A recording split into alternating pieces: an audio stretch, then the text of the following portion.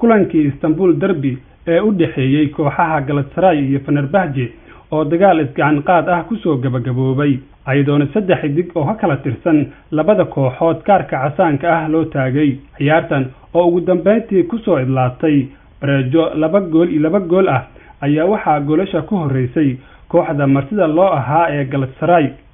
waxa ayna goolasha ka kala heshay xidigaheeda Ryan Dong oo daqiiqadii 31aad gool u dhaliyay iyo Martin Lennis oo isna daqiiqadii 49aad gool shabaqa soo taabsiiyay hase ahaatee kooxda waayaha adag ku jirta ee FENERBAHCE ayaa dib kaga soo dagaalantay goolashaasi waxaana goolka koowaad u soo celiyay ciyaaryahanka Matthew Falbuena oo daqiiqadii 66aad gool kulaad u dhaliyay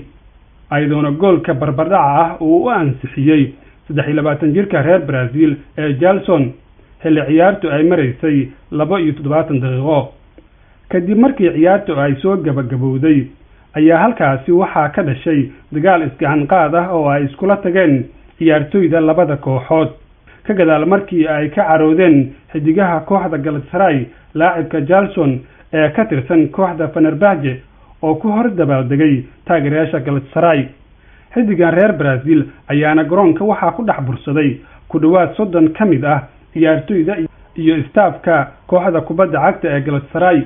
ugu dambeyntii garsoorihii ciyaarta ayaa kaarka casaanka ah siiyay 2 xidig oo ka tirsan kooxda FENERBAHCE oo kala ah Roberto Soldado iyo Jalson halka ciyaaryahanka kooxda GALATASARAY ee Bado Indiaye uu isna kaarka guduudan qaatay